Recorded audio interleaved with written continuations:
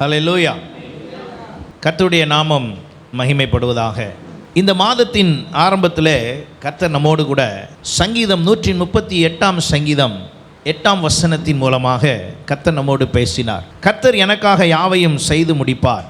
கர்த்தாவே, உமது கிருபை என்றும் உள்ளது, உமது கரத்தின் கிரியைகளை நெகிழ விடாதிருப்பீராக. கர்த்தர் எனக்காக யாவையும் செய்து முடிப்பார். அவர் செய்ய நினைத்தது ஒன்றும் தடைபடாது என்பதை ஆண்டவர் அங்கே தெளிவாக அந்த வசனத்தின் மூலம் தாவீது தன்னுடைய அனுபவத்தில் இருந்து அதை தெளிவாக சொல்லுகிறார். இதே வசனத்தை அவர் தன்னுடைய அனுபவத்திலிருந்து பேசும் பொழுது 57 சங்கீதம் 2 வசனத்தில் 1 வசனத்திலிருந்தே அவர் அதை சொல்லுகிறார். தாவீது சவுலுக்கு தப்பி ஓடி ஒரு கெபியிலே போய் ஒதுங்குகையில் தனக்கு நஷ்டம் நேரிடாதபடிக்கு ஆண்டவரிடத்தில் நோக்கி அவர் பாடின அந்த சங்கீதம் தான் 57. அந்த 57 அவர் சொல்லுகிறார், எனக்கு இறங்கும் தேவனே, எனக்கு இறங்கும், உம்மை என் ஆத்துமா அண்டி கொண்டிருக்கிறது, விக்கினங்கள் கடந்து போகும் மட்டும் உமது செட்டைகளின் நிழலிலே வந்து அடைவேன். அப்பதான் சொல்றாரு, எனக்காக யாவையும் செய்து முடிக்க போகிற தேவனாகிய உன்னதமான தேவனை நோக்கி கூப்பிடுவேன். எனக்கு இந்த பிரச்சனையில், இந்த சூழ்நிலையில் என் காரியங்களை அறிந்தவர், என்னை சரியான விதத்தில் நடத்துகிறவர், எனக்காக எல்லாத்தையும் செய்கிற என் ஆண்டவர், உம்மை நம்பி இருக்கிறேன், உன்னதமான தேவனை நோக்கி தான் நான் கூப்பிடுவேன். ஏன்னா நீங்கள் தான் எனக்கு அதை என்ன செய்ய முடியும், செய்து தர முடியும். ஹல்லேலூயா. அப்போ யாவையும் செய்கிறவர் என்றால் அவருடைய பிளான் பெருசாக இருக்குது. நம்முடைய பிளான் என்ன? நாம் அவர் நமக்கு செய்வதை குறித்து அவர் எல்லாவற்றையும் செய்வார். தாவீதினுடைய பலம் என்ன? அவனுடைய பலம் இந்த சவுலுக்கு முன்பாக ஏற்கனவே ஒரு கோலியாத்தை கொன்று அவன் சிறுவனாய் இருக்கும் பொழுதே அவன் அங்கே ஒரு வெற்றியை கண்டடைந்து ஜனங்கள் எல்லாரும் சவுலை அங்கீகரித்ததை விட தாவீதை அங்கீகரித்ததை ஏற்கனவே அறிந்திருக்கிறோம். அப்ப தாவீதினுடைய பலம் என்னவென்றால், சிங்கம் வந்தது, கரடி வந்தது, நான் அதை பீறி போட்டேன், அதுபோல இராணுவங்கள் செய்ய முடியாததை நான் ஒற்ற மனிதனாய் நின்று தாவீது தன் வாழ்க்கையிலே கோலியாத்தை முறியடித்தவர். ஆனாலும் சவுலுக்கு விரோதமாய் எழும்பாதபடி அதற்கு ஒரே ஒரு காரணம் தான் சொல்றாரு. தாவீதால சவுலை அடிக்க முடியாது என்பது அல்ல, தாவீதால சவுலை மேற்கொள்ள முடியாது என்பது அல்ல. அவருக்கு ஒரு காரணம் சொல்றாரு. என்னன்னா, எனக்கு அபிஷேகம் பண்ணின அதே சாமுவேல் தான் யாரையும் அபிஷேகம் பண்ணான், சவுலையும் அபிஷேகம் பண்ணினான். நான் அபிஷேகம் பண்ணப்பட்டவன், சவுலும் அபிஷேகம் பண்ணப்பட்டவன். அவன் திறமையானவன் என்பதினால் அல்ல, நான் அவனை வீழ்த்தாமல் இருப்பதற்கு அவனை விட எனக்கு திறமை உண்டு, ஆனால் யுக்தி உண்டு, சகலவித நோக்கங்கள் திட்டங்கள் உண்டு. ஆனால் சவுல் யார் என்றால் அபிஷேகம் பண்ணப்பட்டவன். அல்லேலூயா. அந்த அபிஷேகம் என்பது அவ்வளோ முக்கியமாக இருக்கு பாருங்க. அந்த அபிஷேகம் பண்ணப்பட்டவனுக்கு விரோதமாக நான் ஒரு நாளும் என்ன செய்யக்கூடாது, எழும்பக்கூடாது என்று சொல்லி தாவீது என்ன செய்கிறார்னா, எப்போல்லாம் சவுலை அடிக்கலான்னு ஒரு கரெக்டாக ஒரு பிளான் வரும், இந்த கார்னரில் இன்றைக்கி வச்சு மாட்டிடலாம் அப்படின்னு. ஆனால் இவர் என்ன பண்ணுவார்னா விலகி போயிடுவார். நிறைய தடவை சவுலை வீழ்த்துவதற்கு ஒரு சில நேரங்களிலெல்லாம் 2 பேரும் ஒரே இடத்துல இருக்காங்க. அப்போது வேலைக்காரங்கள்லாம் வந்து சொல்கிறாங்க, இந்த மாதிரி சவுல் இங்கே தான் பக்கத்தில் தான் இருக்கிறாரு, முடிச்சிருவோமா கதையை, யாரும் தொடாதீங்க.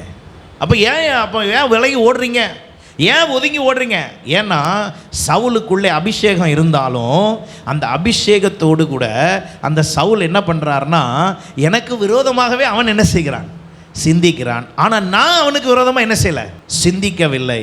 இந்த சவுலை குறித்து நீங்கள் பார்ப்பீர்கள் என்றால், சவுல் 40 வருஷம் கர்த்தருடைய மகிமையே அவன்கிட்ட இல்லாமலே அவர் ராஜ்யபாரம் பண்ணார். சவுல் ராஜ்யபாரம் பண்ணுவதற்கு முழுமையாக தேவ பலத்தில் என்ன செய்யலை.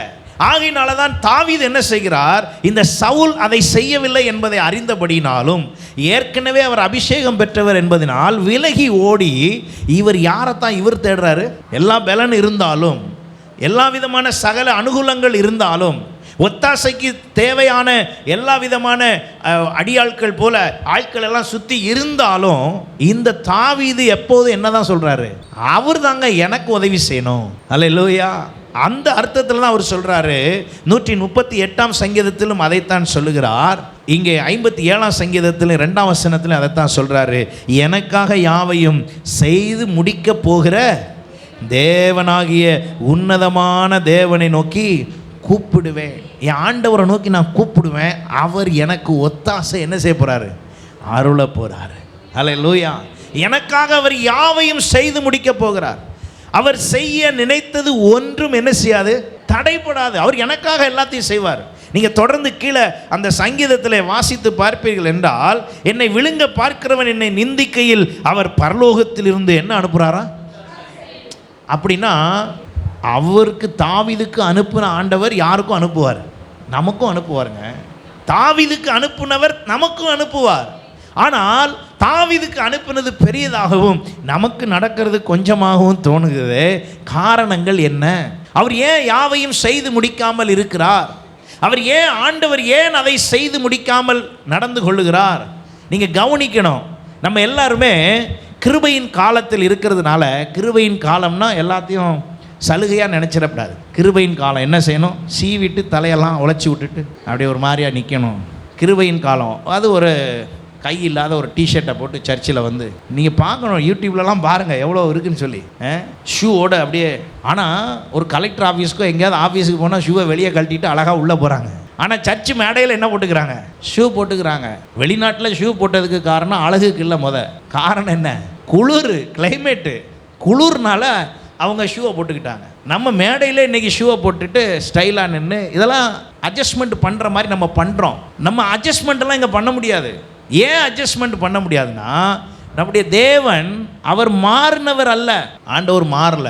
அவருக்கு ஒரு பேர், எனக்கு பிடிச்ச பேர், இருக்கிறவராகவே இருக்கிறேன். அவர் மாறவே இல்லை.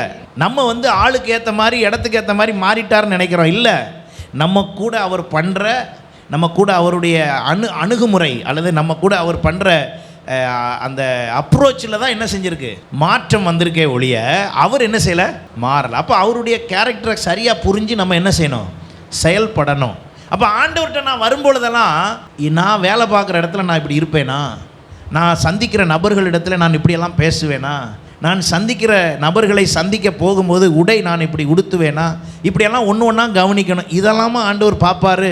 நான் ஒரு நாள் உங்களுக்கு அதை பற்றி விவரமாக ஒரு முழு வேத ஆதாரத்தோடு நான் அதை சொல்கிறேன். உடையில் எவ்வளவு முக்கியத்துவப்படுத்துகிறார், நம்ம உட்கார்ந்துருக்கிற விஷயத்தை எவ்வளோ முக்கியத்துவப்படுத்துகிறார், நம்ம பார்க்குற விஷயத்தை எவ்வளோ முக்கியத்துவப்படுத்துகிறார், நம்ம பேசுகிற விஷயத்தை எவ்வளோ முக்கியத்துவப்படுத்துகிறார், எல்லாத்தையும் அவர் முக்கியத்துவப்படுத்த தான் செய்கிறாரு. ஆனால் நாம் என்ன செய்கிறோம்? கிருபை என்ற ஒன்றை வைத்துக்கொண்டு எல்லாத்தையும் சலுகை பண்ண பார்க்குறோம். சலுகை பண்ண அல்ல. கிருபை எதற்கு என்றால், கிருபை எதற்கு? உடனடி தண்டனை இல்லாமல் இருப்பதற்கு தான் கிருபை. இதை எத்தனை பேர் புரிஞ்சுக்கிறீங்க? கிருபை எதுக்கு? அந்த நாட்களில் உடனுக்குடன் என்ன பண்ணார்? தண்டிச்சார். இப்போ என்ன கிடையாது. அவ்வளோதான் கிருபைக்கு உள்ள வேல்யூ. ஆகையினாலே கிருபைக்குரிய வேல்யூவை தவறாய் புரிந்து கொள்ளக்கூடாது. உடனே தண்டனை இல்லை, அதுக்காக எல்லாத்தையும் செய்யலாம் நினைச்சிடக்கூடாது. நியாய தீர்ப்பு அன்னைக்கு மொத்தமும் காலி ஆயிரும். கிருபை இருக்கு, இன்னைக்கு தண்டிக்கலை, நான் இன்னைக்கு ஒரு பாவம் செய்தேன், ஆண்டவர் என்னைய தண்டிக்கலை அப்படிங்கிறதுக்காக அவர் மன்னிச்சிட்டார்னு அர்த்தம் இல்லை, அவர் விட்டுட்டார்னு அர்த்தம் இல்லை. அது எல்லாமே எண்ணப்பட்டு கொண்டு இருக்கிறது. கிருபை என்ன செய்கிறது? உடனடி தண்டனையிலிருந்து காப்பாற்றி இருக்கிறது, அவ்வளோதான். ஆனால் ஒரு நாள் நியாய தீர்ப்பு இருக்கிறது. கிருபை வந்தால், கிருபை அப்படி நமக்கு உதவி செய்வதாக இருந்தால் நியாய தீர்ப்பு ஒன்று என்ன செய்யக்கூடாது? வரக்கூடாது. ஆனால் நியாய தீர்ப்பு ஒன்றை வைத்திருக்கிறார் என்றாலே புரிந்து கொள்ள வேண்டும், கிருபையும் அங்கே என்ன செய்யாது? வேலை செய்யாது. அப்போ கிருபையை நான் பெற்றுக்கொள்கிறேன் என்றால் உடனடி தண்டனையிலிருந்து தப்பிச்சிருக்கிறேன், அவ்வளோதான். ப்ரெசென்ட்டில் எனக்கு உடனே தண்டனை கிடையாது செய்கிற எதுக்கும், அவ்வளோதானே ஒழிய தப்பாக கணக்கு பண்ணிக்கிட்டு அப்போ நான் வந்து எல்லாம் செய்கிறதெல்லாம் செய்யலாம், என்ன வேணாலும் பண்ணலாம், இல்லை. அப்போ தாவீது அதில் கவனமாக இருந்தபடினால தான் அவர் உரிமையோடு சொல்லுகிறார், தைரியமாய் சொல்லுகிறார், கர்த்தர் எனக்காக யாவையும் செய்து முடிப்பார். அப்போ ஆண்டவர் கவனிக்கிற விதத்தை நீங்கள் புரிந்து கொள்ளுங்கள். இஸ்ரவேல் ஜனங்களை ஆண்டவர் வழிநடத்தி வந்த விதத்திலையும் நீங்கள் கவனித்து பார்க்கலாம். ஆண்டவருடைய வாக்குத்தத்தமான காரியம் என்ன? மார்க்கு சுவிசேஷம் 13ஆம் அதிகாரம் 27ஆம் வசனம் பாருங்க. அப்பொழுது அவர் தம்முடைய தூதரை அனுப்பி தாம் தெரிந்து கொண்டவர்களை பூமியின் கடைமுனை முதற்கொண்டு வானத்தின் கடைமுனை மட்டுமுள்ள 4 திசைகளிலும் இருந்து என்ன செய்வாராம்? கூட்டி சேர்ப்பார். அப்போ எனக்காக யாவையும் செய்கிறவர் எல்லா பக்கம் இருந்தும் என்னை கூட்டி சேர்த்து எதை செய்து முடிக்கணுமோ அதை செய்து முடிப்பதற்காக அவர் செய்வார். அல்லேலூயா. அப்போ ஆண்டவர் செய்து முடிக்கிற தேவன், அவருடைய திட்டங்கள் பல இருக்கிறது. ஒரு தூத சேனை என்றால் அந்த தூதனை வச்சு என்னை எப்படி செய்யணுமோ அதை செய்வார். நண்பரை வைத்து எப்படி செய்யணுமோ அப்படி செய்வார். தூதனை வைத்து செய்கிறார் என்பதற்காக நாம் போய் யாரை கூப்பிட்டுக்கிட்டு இருக்கக்கூடாது. எனக்காக தூதன் அனுப்பியிருக்காருன்னு சொல்லிட்டு தூதன்ட்ட போய் பேசிக்கிட்டு இருக்கக்கூடாது. நம்ம பேச வேண்டியது யார்கிட்ட? ஆண்டவர்கிட்ட தான் பேசணும். அவர் தான் யார்கிட்ட கமாண்ட் கொடுப்பாரு? தூதன்ட்ட சொல்லுவார். ஹல்லேலூயா, ஹல்லேலூயா. அங்கே தொடர்ந்து நீங்கள் வாசிக்கும் பொழுது அப்போ நம்ம எல்லாருடைய வாழ்க்கையிலையும் ஆண்டவர் நமக்காக யாவையும் செய்து முடிக்க விரும்புகிறார். என்ன விதத்தில் செய்து முடிக்க விரும்புகிறார் என்று சொன்னால் 3 விதமாய் கர்த்தர் நமக்காக யாவையும் செய்வார். அல்லேலூயா. யாவையும் செய்கிறவர் என்ன செய்வார் என்றால் நம்மை விசாரிக்கும் கர்த்தராய் இருப்பார். யாவையும் செய்கிறவர் நம்மை பராமரிக்கும் தேவனாய் இருப்பார். யாவையும் செய்கிறவர் நம்மை பாதுகாக்கும் கர்த்தராய் இருப்பார். அல்லேலூயா. 3 விதத்தில் அவர் செய்ய போகிறார். என்ன செய்வார் என்றால் நம்மளை விசாரித்து காரியத்தை முடிப்பார். நம்மை பராமரித்து காரியங்களை கைகூடி வர பண்ணுவார். நமக்கு பாதுகாப்பை கொடுத்து நம்மை ஆசீர்வதிப்பார். தாவீது இந்த 3 காரியத்தையும் அவர் உணர்ந்தார். தாவீது இந்த 3 காரியத்தையும் உணர்ந்தார், முழுவதுமாய் உணர்ந்தார். தாவீது தன் தேவன் தன்னை பராமரிப்பதை உணர்ந்தார், தன் தேவன் தன்னை விசாரிக்கிறதை உணர்ந்தார், தன் தேவன் தன்னை பாதுகாப்பதை என்ன செய்தார்? உணர்ந்தார். இந்த 3 விதத்திலையும் தாவீது செய்தார். அதனால தான் அந்த 3 காரியத்தை நான் உங்களுக்கு சொல்லுகிறேன். தாவீது தன்னுடைய விஷயத்தில் எந்த காரியமாக இருந்தாலும் யார்கிட்ட தான் போய் டிஸ்கஸ் பண்ணுவார்? ஆண்டவர்கிட்ட தான் டிஸ்கஸ் பண்ணுவார். ஏனென்றால் அவர் விசாரிக்கிறவர். விசாரணைன்னா 2 விதம் இருக்குது. ஒரு விசாரணை நல்லா இருக்கீங்களான்னு கேட்குறதும் ஒரு விசாரணை, இன்னொன்று நம்முடைய பிரச்சனைகளை கேட்கறதும் என்னதுதான் விசாரணை. தாவீது தன்னுடைய எல்லா பிரச்சனையும் கொண்டு வந்து சத்துரு மேற்கொள்ளும்படி வந்தால் உடனே போய் எனக்கு எதிராக சத்துருக்கள் வர்றாங்க, ஆண்டவரே நீங்கள் என்ன செஞ்சு கொள்ளுங்க, பார்த்து கொள்ளுங்க என்று ஆண்டவர்கிட்ட போய் சொல்லுவார். ஆண்டவரும் அதை விசாரித்து அதற்கு ஏற்ற காரியத்தை அவர் செய்வார். சத்துருக்கள் மேற்கொள்ளாதபடி உதவி செய்வார். தாவீதுக்கு வேண்டிய பாதுகாப்பை கர்த்தர் கொடுத்திருந்தார். அவனுக்கு வேண்டியதான பராமரிப்பை கர்த்தர் கொடுத்திருந்தார். அந்த தைரியத்தில் தான் அவர் பேசுகிறார். அப்போ ஆண்டவர் நமக்கு இதெல்லாம் செய்கிறதுக்கு, யாவையும் செய்கிறதுக்கு அவர் விரும்புகிறார். நீங்கள் கவனமாய் இஸ்ரவேல் ஜனங்களை வழி நடத்தும்படி மோசையை தெரிந்து கொண்டு இஸ்ரவேல் ஜனங்களை வழி நடத்துவதற்கு அவங்கள்ட்ட சில விஷயத்தை பேசிக்கிட்டே வரார். நல்லா கவனிங்க. சீனாய் மலையிலே இந்த நியாயப்பிரமாணம் கொடுக்கப்பட்ட காலத்திற்கு முன்பு வரை எந்த பிரச்சனையும் கிடையாது. இவர்கள் எல்லாரும் இஷ்டத்துக்கு இருக்கிறார்கள். ஆனால் நியாயப்பிரமாணம் கொடுத்து அவர் ஒரு சட்டத்தை கொடுக்கிறார். அந்த சட்டம் எதற்கு என்று சொன்னால், கர்த்தர் பார்க்கும் பொழுது ஜனங்களுடைய அருவருப்புகள், அவர்களுடைய செயல்கள், அவர்களுடைய மீறுதல்கள், அவருடைய காரியங்கள் கர்த்தர் சமூகத்தில் அது அநேக நேரத்தில் வீழ்த்தப்பட்ட அல்லது தள்ளப்பட்ட சாத்தான் மூலமாக அடிக்கடி கிளைம் வந்துக்கிட்டு இருந்தனால தான் அவர் என்ன பண்ணிட்டாரு? அந்த சட்டத்தையே கொண்டு வரார். எத்தனை பேருக்கு புரியுது? அது சட்டம் வந்தது, திடீர்னு என்ன சட்டத்தை கொடுக்குறாரு, திடீர்னு சட்டத்தை எடுக்கிறாரு? இல்லை, சட்டம் கொடுக்கப்படுவதற்கு முன்பு வாழ்ந்தவர் தான் யோபு. அவருக்கே அவன் போய் என்ன பண்ணிக்கிட்டு இருக்கான்? கிளைம் கொடுத்துக்கிட்டு இருக்கிறான். இஸ்ரவேல் ஜனங்களை எகிப்து தேசத்திலிருந்து மீட்ட உடனேயே அதிகமான என்ன போகுது? கிளைம் போகுது. ஏன்னா மீட்டாச்சு, அடிமைத்தனத்திலிருந்து மீட்டாச்சு. இப்போ என்ன நடக்குது? ஆண்டவர் சொன்ன வாக்கு தத்தம் நிறைவேறுவதற்கு ஏதுவாய் வரும்போது இப்பொழுதுதான் சாத்தானின் சேனைக்கு அங்கே பெரிய பிரச்சனை. என்னன்னா, இதை எப்படி ஆகிலும் இந்த வாக்கு தத்த செயலை என்ன செய்து விட வேண்டும்? அழித்து விட வேண்டும். அவர் வாக்கு பண்ணினபடி இவங்களை கொண்டு போய் எங்கே சேர்க்கக்கூடாது? கானானில் போய் சேர்க்கக்கூடாது. அவ்வளோதான் அவனுடைய டார்கெட். இன்னைக்கு நம்ம மேலேயும் அதே டார்கெட் தான். நம்மளெல்லாம் எங்கே அனுப்பிடக்கூடாது? நித்திய ஜீவனுக்கு அனுப்பிடக்கூடாது. இந்த பூமியிலேயாவது நித்திய ஜீவன் ஏஜி சபைக்கு வர வைக்கலாம்னா இதுக்கும் அனுப்பக்கூடாது, அதுக்கும் அனுப்பக்கூடாது. அதுதான் அவனுடைய நோக்கம். நம்ம மீறி செய்கிறோம் பார்த்தீங்களா? அதான் கர்த்தருக்கு சந்தோஷம். அல்லேலூயா. நம்ம மீறி செயல்படுறது தான் ஆண்டவருக்கு சந்தோஷம். அப்போ தான் ஆண்டவர் நம்ம மூலமாய் இந்த உலகத்தில் ஆசீர்வாதங்கள் மூலமாகவும், நமக்கு கர்த்தர் கொடுத்துருக்கிற சில தாளந்துகள் மூலமாகவும், நம் மூலமாய் அவருடைய வல்லமையை வெளிப்படுத்தி கர்த்தர் சில ஆசீர்வாதமான காரியத்தை செய்ய விரும்புகிறார். அல்லேலூயா. அதுக்கு நம்மளுடைய ஒத்துழைப்பு, நம்ம செய்து கொள்கிற காரியம். நீங்கள் வேதத்தில் ஒரு சில உதாரணங்களை சொல்லி நான் வேகமாக அந்த 3 காரியங்களையும், நம்மை பராமரிக்கிறவர், நம்மை பாதுகாக்கிறவர், நம்மை விசாரிக்கிறவர் என்பதையும் சொல்லி நான் முடிக்க விரும்புகிறேன். நீங்கள் வேதத்தில் வாசிக்கும்போது யாத்ராகமம் 23ஆம் அதிகாரத்தில் நீங்கள் பல உதாரணங்களை அவர் சொல்லி வந்தாலும் 23ஆம் அதிகாரத்தில் விசேஷமாய் பார்ப்பீர்கள் என்றால், அவர்கள் உன்னை எனக்கு விரோதமாய் பாவம் செய்ய பண்ணாதபடிக்கு உன் தேசத்திலே குடியிருக்க வேண்டாம். என்ன சொல்லுகிறார்? யாத்ராகமம் 23:33ஆம் வசனத்தில், எனக்கு விரோதமாய் செய்வதற்கு அவங்க ஒன்று என்ன செய்வாங்க? தூண்டுவார்கள். எனக்கு விரோதமாய் செய்வதற்கு. நல்லா கவனிங்க. நம்மை சுற்றி இருக்கிற செயல்கள், நம்மை சுற்றி இருக்கிற காரியங்கள் கர்த்தருக்கு விரோதமாய் செய்வதற்கு தூண்டப்படுகிற இடத்திலே நாம் நிற்கிறோமா? அவர் எனக்காக எல்லாத்தையும் செய்ய விரும்புகிறாரு. ஆனால் ஏன் செய்ய முடியல அப்படின்னா, நம்ம சில நேரம் உட்கார்ந்துருக்கிற இடம் சரியில்லை, சில நேரம் நம்ம சேர்ந்துருக்கிற ஆள் சரியில்லை, சில நேரம் நம்ம யார் பேச்சை கேட்குறோங்கிறது சரியில்லை. அதனால யாரால உதவி செய்ய முடியல? அவரால் உதவி செய்ய முடியல. அவர் உதவி செய்யலாம் என்று அல்லது அவர் நமக்காக யாவையும் செய்யலாம் என்று முயற்சித்தாலும் கூட நம்ம நிற்கிற விதம் சரியில்லை.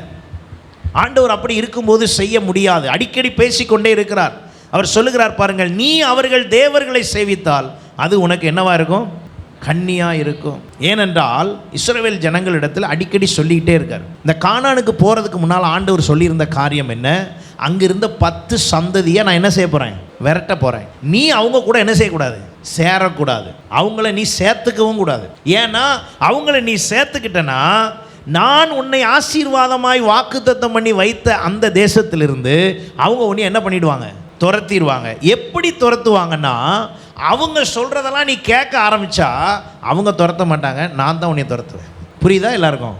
அவங்க துரத்த முடியாது உன்னைய, ஏன்னா நீ ஏன் ஜனம். ஆனால் நான் தான் உன்னைய துரத்துவேன். ஏன்னா அவங்க துரத்துற அளவுக்கு உனக்கு சொல்லி தருவாங்க.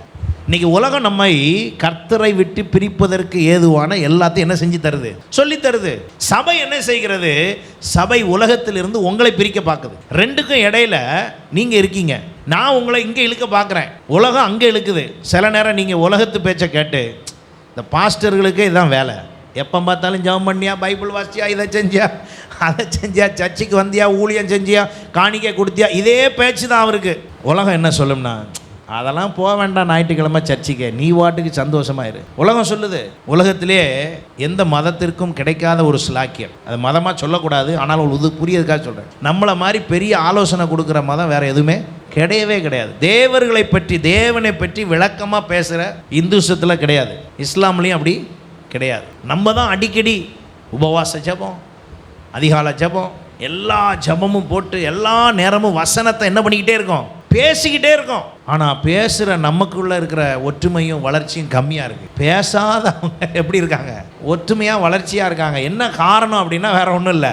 நம்ம டார்கெட் எங்கன்னா, இவ்வளோ பேசியும் ஏன் முடியலன்னா, நம்மளை நான் பேசி பேசி உங்களை இப்போ இவ்வளோ நேரம் பேசுகிறேன், பிரசங்கம் 1 மணி நேரம் பண்ணுறோம், முடிச்சுட்டு போய் நீங்கள் வீட்டுக்கு போகிறதுக்குள்ளே உங்களுடைய சிந்தைக்குள்ளே உங்களுக்கு பேசுகிற, கேட்கிற, அல்லது நீங்கள் கூடி பேசுகிற ஏதாவது ஒரு பேச்சு உங்களுக்கு இந்த பேச்சை என்ன பண்ணி விட்டுரும்? எல்லாத்தையும் காலி பண்ணி விட்டுரும். ரெண்டாவது, இந்த பேச்சுக்கு நீங்கள் கீழ்ப்படியக்கூடாதுன்னு ஒரு முடிவுக்கு வந்துட்டீங்கன்னா, நான் 3 மணி நேரம் இல்லை 10 மணி நேரம் பேசினாலும் உங்களால் கீழ்ப்படிய முடியாது. ஆனால் உலக காரியத்திற்கு அப்படி கிடையாது.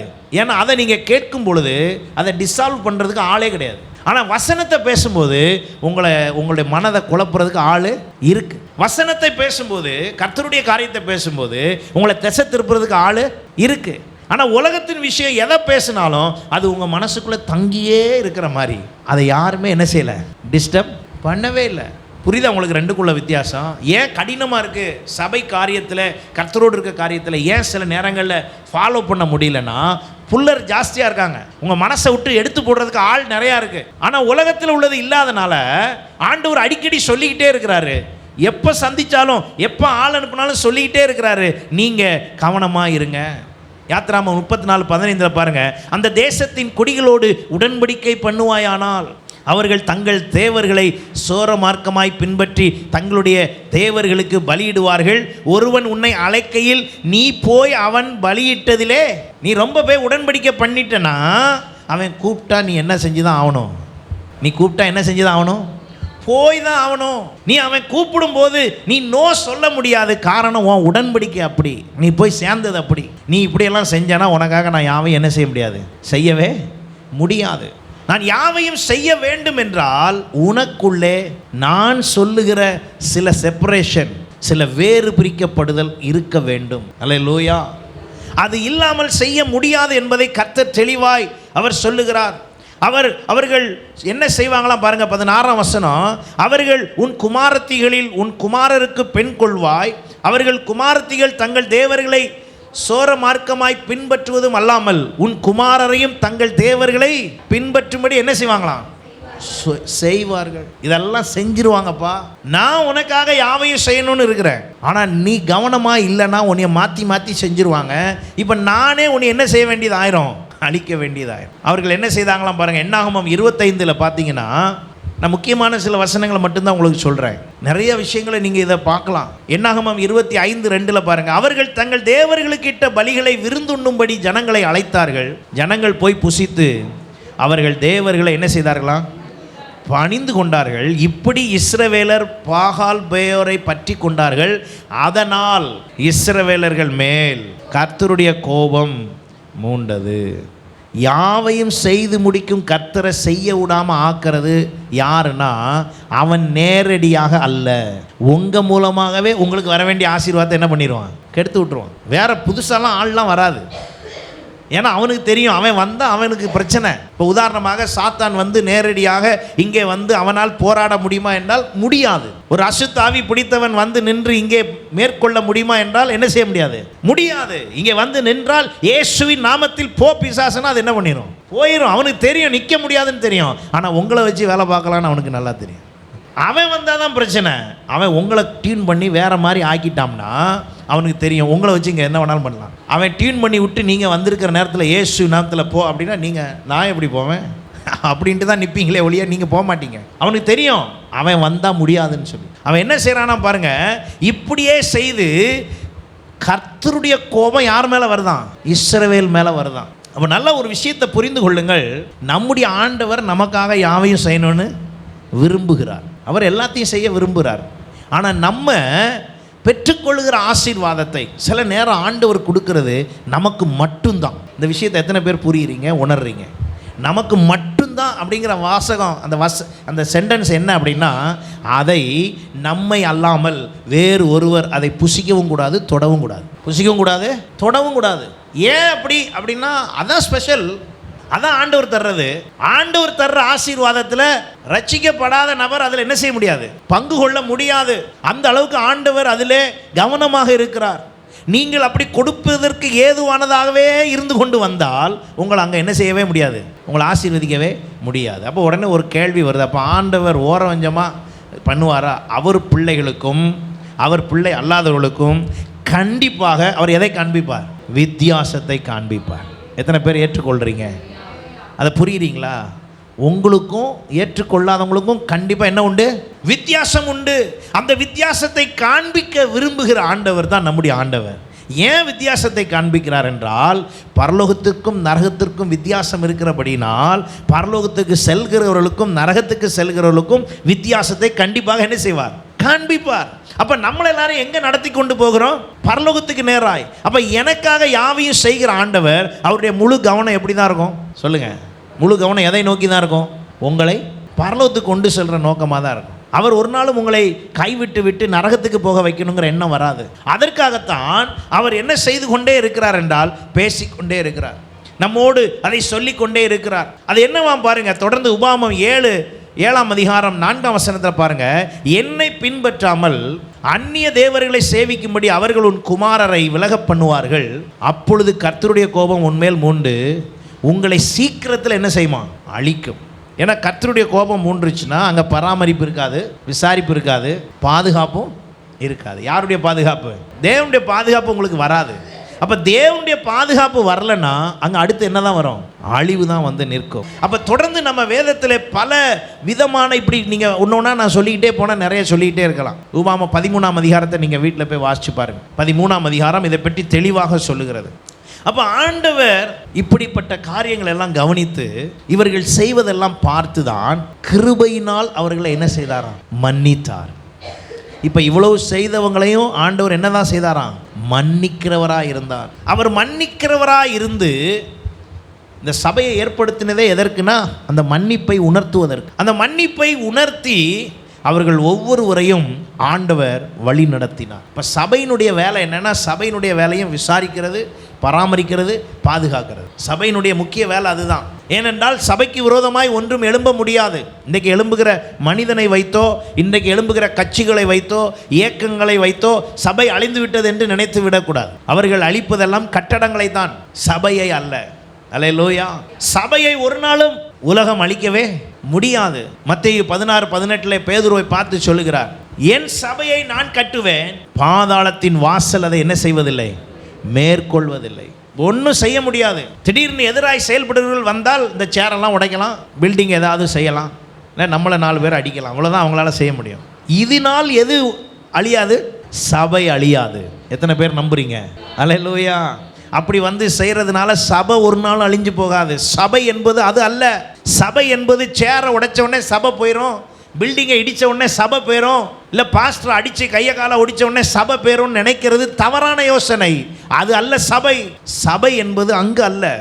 சபை என்பது நமக்குள்ளே இருக்கிறது. எப்போ யாரெல்லாம் இது சபை, நான் ஒரு சபை என்று நீங்கள் நினைத்து விட்டீர்களோ, நான் ஒரு ஆலயம் என்று நினைத்து விட்டீர்களோ, இந்த ஆலயம் எல்லாம் ஒன்றா கூடி வர்றது பேர் தான் சபையை ஒழிய இது அல்ல சபை. இந்த பில்டிங்கை சபை என்று சொல்வதல்ல, இது ஒரு கட்டிடம், அவ்வளோதான். அப்போ ஆண்டவர் நம்ம எல்லாருக்கும் யாவையும் செய்யணும்னு நினைக்கிறவர் நம்மளை கவனித்து கொண்டே இருக்கிறார். நாம் என்ன செய்கிறோம்? இப்போ இன்னைக்கு காலையில் எழுந்ததிலிருந்து ஒரு கவனம், உங்களை நீங்களே ஆராய்ந்து சொல்லுங்கள். எத்தனை பேர் ஆண்டவருடைய சமூகத்தில் ஒரு 10 நிமிஷம் அமர்ந்து இருந்து, ஆண்டவரே இன்றைக்கு ஓய்வு நாள், இன்றைக்கு பரிசுத்த நாள், நான் உம்முடைய சமூகத்துக்கு வரணும், உம்மை நான் ஆராதிக்கணும், உம்மை நான் தொழுது கொள்ளணும், என்னோடு பேசுங்க, என்னை உணர்த்துங்க, பாடுகிற பாடல் வழியாக எனக்குள்ளே ஒரு புத்துணர்வு வருவதாக, ஆராதனை வேளையில் ஒரு அபிஷேகம் வருவதாக, வேத வசனத்தின் மூலம் என்னை உணர்த்துங்க, சில விஷயம் ஒருவேளை கண்டிக்க வேண்டியது இருந்தால் என்னை கண்டிங்க, என்னை சீர்படுத்துங்க, என்னை சரிப்படுத்துங்க. ஒரு 10 நிமிஷம் அப்படி யாராவது ஜெபம் பண்ணீங்களா? காலையில், இன்னைக்கு காலையில் அந்த ஜெபம் உங்கள்கிட்ட வரல அப்படிங்கும் போதே நீங்கள் தான் புரிஞ்சுக்கணும். அப்படி ஒரு ஜெபம் உங்களுக்குள்ளே வந்துருச்சுன்னா உங்களுக்காக யாவையும் செய்கிறவர் ரெடியாக இருப்பார்னு அர்த்தம். அல்லேலூயா. ஏன் அப்படின்னா அவர் சும்மா தூங்கி எந்திரிச்சு வர்ற ஆளுக்கெல்லாம் உதவி செய்ய முடியாது. என்ன பாஸ்டர் இப்படி சொன்னால் என்ன அர்த்தம்? அதில் வேதம் என்ன சொல்லுதோ அதைத்தான் நான் சொல்ல முடியும். அவர் யார் என்றால் அன்புள்ளவர், அவர் இரக்கமுள்ளவர், அவர் மாறாதவர், அவர் ஒரு நாளும் யாரையும் குற்றம் சொல்லாதவர், அவர் வையாதவர்னே போட்டிருக்கு அவரை பற்றி. அவர் யாரும் என்ன செய்ய மாட்டாரா? வைய மாட்டார். அந்த வசனம் எங்கே இருக்குன்னு கேட்கலாம், 103ஆம் சங்கீதத்தில் பாருங்கள். அவர் யாரையுமே வைய கூட மாட்டாராம். வையனா என்ன அர்த்தம்? கூப்பிட்டு வச்சு திட்டலாம் மாட்டார். அவ்வளோ அன்பான தேவன் பாருங்கள். ஆனால் ஆசீர்வதிக்கணும்னு வரும்போது மட்டும் அவர் என்ன செய்கிறார்? ஏன் நான் கொடுக்குற ஆசீர்வாதம் வீணாக போகக்கூடாது, வேற யாருக்கும் போகக்கூடாது, நான் கொடுக்குற ஆசீர்வாதத்தை என் பிள்ளை மட்டும்தான் என்ன செய்யணும்? அனுபவிக்கணும், சாப்பிடணும். என் பிள்ளை மட்டும்தான் அந்த அந்த அந்த ஆசீர்வாதத்தை என்ஜாய் பண்ணணும். இல்லைனா இது ரொம்ப ஏமாந்துடும், வேற ஆளெல்லாம் என்ன செஞ்சுட்டு போயிடும், நான் கொடுக்குற ஆசீர்வாதத்தை தூக்கிட்டு போயிடும்னு சொல்லி தான் நிறைய நேரம் நம்ம கேட்குறத உடனே என்ன செய்ய மாட்டாரு? தரமாட்டுறாரு. நீங்கள் சாப்பிட்ற விஷயத்த கேட்டு பாருங்கள், உடனே கிடச்சிடும். நீங்கள் சோதிச்சு பார்த்துருக்கீங்களா? சாப்பிட்ற விஷயத்த கேட்டு பாருங்கள். நான் அப்படி நிறைய எனக்கு கிடச்சிருக்கு. ஆனால் மற்ற விஷயங்கள்லாம் உடனே கிடைக்காது, நம்ம வாழ்கிற விதத்தில் தான் கிடைக்குது. பாஸ்டராக இருக்கிற எனக்கும் அப்படி தான் கிடைக்குது. அதனால தான் உங்களுக்கு நான் சொல்கிறேன். சாப்பிட்ற விஷயத்த நான் நிறைய நேரம் இந்த சாப்பிட்டா நல்லாயிருக்கும் அப்படின்னு பாஸ்டர் மாட்ட சில நேரம் சொல்லுவேன். பார்த்தா ஒன்று யாராவது வீட்டுக்கு கொண்டு வந்து கொடுத்துருவாங்க, இல்லைனா என்னைய கூட்டு போய் யாராவது ஒருத்தர் வாங்கி தந்துடுவாங்க. நான் நிறைய தடவை பார்த்துருக்கிறேன் அதை. ஆனால் மற்ற விஷயத்தெல்லாம் பார்த்தீங்கன்னா நம்ம என்ன நடந்துக்கிறோமோ அதுதான். என் வாழ்க்கையில் உள்ளதை நான் உங்களுக்கு சொல்கிறேன், அதைத்தான் நான் கற்றுத்தர முடியும். நான் ப்ராக்டிஸ் பண்ணாததை உங்களை சொல்லவே முடியாது. வாழ்வு முறையிலே தான் கர்த்தர் நிரந்தர ஆசீர்வாதங்களை தருகிறார், நிலைத்திருக்கிற ஆசீர்வாதங்களை தருகிறார். நம்மளை அசைக்க முடியாத ஆசீர்வாதம்லாம் அதில் தான் தர்றாரு. அப்போ எப்போ அதை தருகிறார் என்றால், அப்போ யாவையும் எனக்காக செய்கிறாரு. அவர் சில விஷயத்தை நம்மள்கிட்ட எதிர்பார்க்கிறார், அவ்வளோதான். இஸ்ரவேல் ஜனத்தை நமக்கு உதாரணமாய் வைத்திருக்கிறார். அப்போ ஆண்டவர் இஸ்ரவேல் ஜனத்துக்கு மட்டுமா நினைச்சிடக்கூடாது. இஸ்ரவேல் ஜனம் என்பது ஒரு உதாரணமாக தெரிந்தெடுக்கப்பட்ட ஜனந்தானே ஒழிய அதுக்கு ஃபேவரான ஆண்டவர் அல்ல. எத்தனை பேர் ஏற்றுக்கொள்கிறீங்க? அதற்கு ஃபேவரான ஆண்டவர் அல்ல. இஸ்ரவேல் ஜனத்திற்கு, யூத ஜனத்துக்கு ஃபேவரானவர் அல்ல. அது ஒரு செலக்டட் பீப்புள், அவ்வளோதான். ஒரு குரூப்பை செலக்ட் பண்ணி அதை உதாரணப்படுத்துவதற்காக வைத்த ஜனம் தானே ஒழிய தேவன் அவருக்குரிய தேவன் அல்ல, அவர்களுக்கான தேவனும் அல்ல. இயேசு பிறந்த பொழுது யூதருக்கு ராஜா எங்கே பிறந்திருக்கிறார் என்ற கேள்வி வந்தது தான். ஏனென்றால் அவர் யூத குலமாக இருந்ததினாலே. ஆனால் அவர் அவர்களுக்காக மட்டும் என்ன செய்யலை? பிறக்கவில்லை. அவர் நம்ம எல்லாருக்காகவும் பிறந்தார். அவர் நமக்காகவே அவர் இருக்கிறார். அப்போ எனக்காக அவர் யாவையும் செய்து முடிப்பார். நான் சொல்கிற இந்த வியூவில் நீங்கள் கவனிச்சா தான் உங்களுக்கு அது புரியும். நீங்கள் எப்பொழுதும் எனக்காக யாவையும் செய்து முடிப்பார், கவலைப்படாதீங்க, அது ஒரு டாக், அது ஒரு சொல், வேறு மாதிரி. அது இது நான் சொல்லிக்கிட்டு இருக்கிறது ப்ராக்டிக்கலாக என்ன செஞ்சால் அவர் கரெக்டாக செய்து முடிப்பார் என்பதுதான். சில காரியங்கள் இன்னும் செய்யப்படாமல் இருக்கிறது என்றால் நீங்கள் வேறு ஒன்றும் செய்ய வேண்டாம். கர்த்தர் விரும்பாதது என்னெல்லாம் இருக்குன்னு ஒரு ஸ்கேன் போடுங்க. வருஷ கடைசியாக இருக்குது, என்ன ஸ்கேன் போடுங்க? என் வாழ்க்கையில் ஆண்டவர் விரும்பாதது என்னெல்லாம் இருக்குது. நீங்கள் அதை சரிப்படுத்த கொஞ்சம் முயற்சி எடுத்தாலே போதும், கர்த்தர் உடனே அங்கே ஆண்டவர் உதவி செய்வார். அல்லேலூயா. அவர் விசாரிக்கிற விதம் பாருங்க. அங்கே மோசேயை கர்த்தர் சொல்லி யாத்ராம 2ஆம் அதிகாரத்தில் 24ஆம் வசனத்தில் தேவன் அவர்கள் பெருமூச்சை கேட்டு தாம் ஆபிரகாமோடும் ஈசாக்கோடும் யாக்கோடும் செய்த உடன்படிக்கையை நினைவு கூர்ந்தார். 430 வருஷம் எகிப்தில் இருக்கிறார்கள். 30 வருஷம் செழிப்பாக இருந்தார்கள். 400 வருஷம் அடிமையாக இருந்தார்கள். இப்போ பாருங்க, யாவையும் செய்து முடிக்கிற ஆண்டவர் சும்மா இல்லை. 400 வருஷம் கழிச்சு அவர் விசாரிக்கிறார். எதை விசாரிக்கிறார்? ஆபிரகாம் இடத்துல சொன்ன வாக்கு தத்தம் நிறைவேறுதலுக்குரியதை விசாரிக்கிறார். அதற்கு ஏற்ற ஆள்களை ஆயத்தம் செய்கிறார். அதற்கான மோசையை ஆயத்தம் செய்து அனுப்புகிறார்.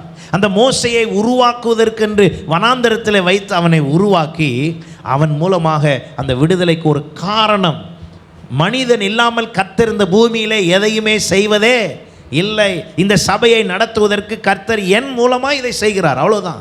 உங்கள் மூலமாகவும் சில காரியங்களை செய்ய விரும்புகிறார்.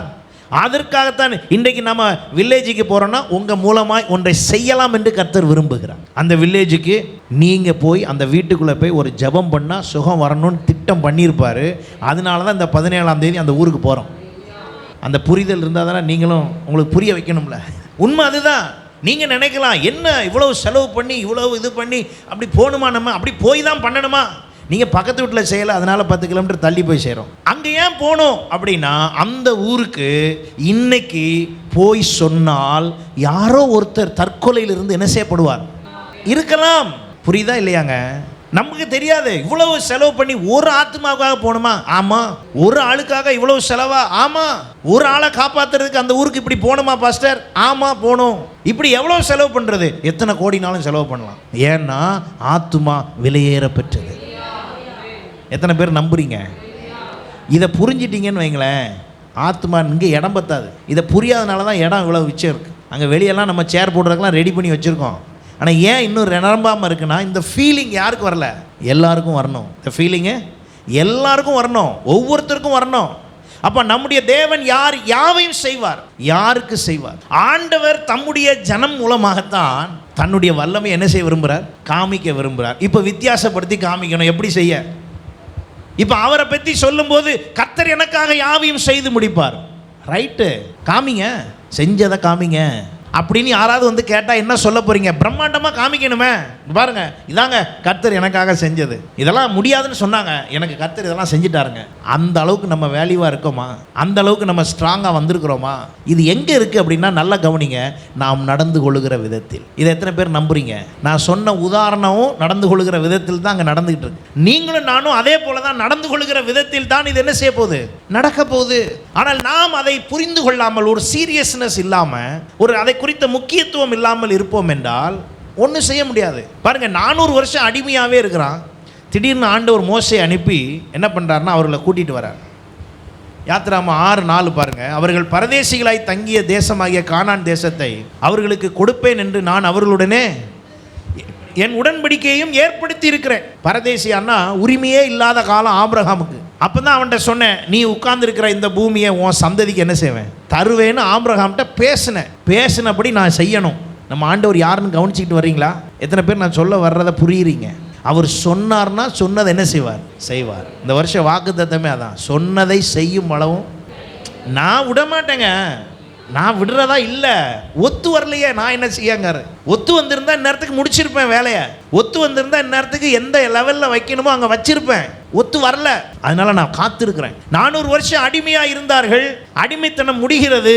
கர்த்தர் சொன்னதை நினைவு கூர்ந்தார். அப்படின்னா நமக்கு சொன்னதை அவர் எதையும் மறக்கவே மாட்டார். மறந்து போய் விடுகிற தேவன் அல்ல, அவர் அதை அப்படியே செய்கிறவர். அங்கே கவனித்து பாருங்கள், அங்கே அவர் சொல்லுகிறார், பரதேசிகளாய் தங்கின தேசத்தில் நான் அவர்களுக்கு கொடுப்பேன்னு சொன்னேன். அதை நான் இப்போ திரும்ப என்ன செய்ய போகிறேன்? கொடுக்க போகிறேன். அல்லேலூயா. ஆண்டவர் மோசேட்ட போய் விசாரிக்கிறார், சொல்லுகிறார். தன்னுடைய ஜனத்தை குறித்து விசாரித்து, அவருடைய அடிமைத்தனத்தை விசாரித்து, அதிலிருந்து ஆண்டவர் அவர்கள் என்ன செய்ய விரும்புகிறாராம்? வெளியே கொண்டு வர விரும்புகிறார். அல்லேலூயா. அப்போ நம்முடைய தேவன் யார் என்று சொன்னால், அவர் சொன்னபடி செய்கிறவர், அதை விசாரித்து செய்கிறவர். ஆகார் அங்கே சென்ற பொழுது ஆகாருக்கு தப்பே கிடையாது. ஆகார் மேலே என்ன கிடையாது? தப்பே கிடையாது. ஆனால் ஆகாருடைய கமிட்மெண்ட் என்னன்னா, எஜமான் சொல்கிறபடி அது என்னவா இருந்தாலும், ஆகாருக்கு நேர்ந்த கற்பந்தரித்தது போல உள்ள காரியமாக இருந்தாலும் அண்டர் லா படி அது என்ன கிடையாது? தப்பு கிடையாது. ஏன்னா அக்ரிமெண்ட்டே அப்படிதான். அடிமை அக்ரிமெண்ட்டே என்னன்னா என்ன வேணாலும் என்ன செய்வாங்க. அப்போ ஆகார் அங்கே ஓடின பொழுது விசாரிக்கும் கர்த்தர் எப்படி பாருங்க, ஆபிரகாமை தான் தெரிந்து கொண்டார். இப்போ இந்த ஆகார் போய் யார்ட்டையாவது சொல்லி ஆபிரகாமுக்கு என்ன வந்துடக்கூடாது, கெட்ட பேரும் வந்துடக்கூடாது. இப்போ ஆபிரகாம் ஆண்டவர் எவ்வளோ காப்பாற்றினார், விசாரிக்கிறவர் சும்மா இல்லைங்க, உங்களை என்ன எவ்வளோ காப்பாற்றி வச்சிருக்காருன்னு சொல்லி நம்ம புரியணும். ஆபிரகாம் வீட்டிலிருந்து ஆகார் ஓடின பொழுது கர்த்தர் ஆகார்கிட்ட போய் என்ன செய்கிறாரு, விசாரிக்கிறார். முதல்ல ஆகார் ஆண்டவரை கூப்பிடவில்லை. முதல் தடவை போகும்போது முதல்ல யார் தான் பேசினா, ஆண்டவர் தான் ஆகார்கிட்ட பேசினார். இரண்டாவது முறைதான் இவள் போய் அங்கே குழந்தைய போட்டுட்டு ஆண்டவரேன்னு கூப்பிட்டா. முதல் தடவை யார் தான் யார்கிட்ட பேசினா, ஆண்டவர் தான் ஆகார்கிட்ட பேசுறாரு. கூப்பிட்டு கேட்கிறாரு, ஆகாரே எங்க போற, ஆகாரே நீ எங்க போற? ஏன் ஆண்டவரே, நான் போறேன்னா எனக்கு வீட்டில் பிரச்சனை. இல்லை நீ போகக்கூடாது. விசாரிக்கிறவர் எவ்வளவு நன்மை உண்டாக்குகிறார். ஆகாருக்கு மட்டும் நன்மை இல்லைங்க, ஆபிரகாமுக்கும் அங்கே என்னது சேஃப்டியை உண்டாக்குறாரு. எடுத்தீங்கன்னா வாசிங்க ஆதியாகமம் 16ஆம் அதிகாரம் 7ஆம் வசனம் பாருங்க. கர்த்தருடைய தூதனானவர்